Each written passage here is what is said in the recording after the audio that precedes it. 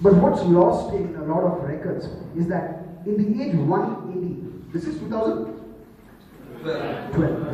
In 180 and in 1080, right? That's what, 1,000 years ago and a little over 2,000 years ago. Can you tell me which the richest country in the world was? Make some guesses. There's no guesses there, no? So bang on, right? India. India was the richest country by far in 1 and 1080. And let me tell you by how much.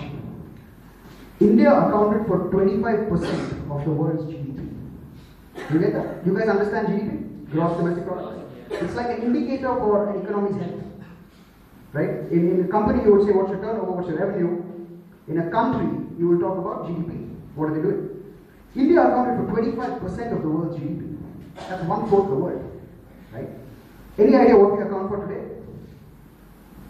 Come on, you guys are envious. Any idea what we account for today? No, someone at 6. 6% is a hopeful growth rate. GDP growth rate. At what rate will it grow? We account for less than 2% of the world's GDP. Right? 25% to 2%, and this all has happened between 1700, 1750 to today. Over the past 200 years, we have completely crashed. Not so long ago, in 1930, you know who the richest man in the world was? Bill Gates, 1930. He was born. His mom. So, no. Today, I'm talking about 1930, guys. Who's the richest guy today in the world? Carlos Slim, right? He runs a telecom company from Mexico. In 1930, the richest person in the world was an Indian. Right? You know that? Any guesses? He was an Indian. He was the Nizam of Hyderabad. And his name was Usman Ali Khan. Anyone from Hyderabad? No one from Andhra Pradesh? Right? Nizam of Hyderabad. He was the richest person in the entire world. And at that point, the entire US economy was worth $2 billion. You know what was his personal net worth? $1 billion. This person from India, richest man in the world, was worth half of the United States. So that's where we come from. And so I'm here to give you some enormous hope about how we can go further. Yeah.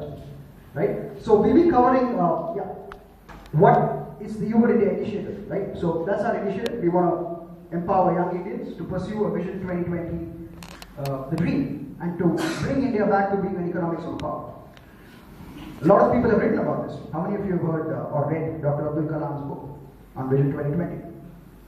Have you at least come across it? You know he's written a book called Vision 2020? What happened to that? If you just look at it today, it's like they've lost all hope. 2020 looks just 8 years away, and we don't seem to be on the path of being a developed country at all. Correct? Do you agree with me here? Do you guys agree? If the current state continues, do you think we will actually be an economic superpower? I don't think so. It's difficult. So the answer really comes to this: bootstrapping and entrepreneurship. Okay? You guys are all MBAs. You will be moving into management positions. You will work for big companies. Majority of you want to work in big companies. What I found out, right? That's great. What about India? What about value creation right here in India? We need to think of this very seriously. Do you understand the term bootstrapping? Bootstrapping? No? I'll explain to you. Broadly, bootstrapping means self-sustenance. Right? Self-sustenance. Specific to entrepreneurship, it is having a one-man or a small team and growing and creating value, building a business.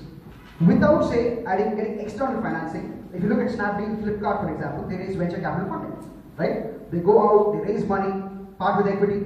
Right? Bootstrapping is a self-sustaining process where people can create value and hopefully earn a truckload of money doing that. Right? And there's nothing wrong with it. Plus Web 2.0.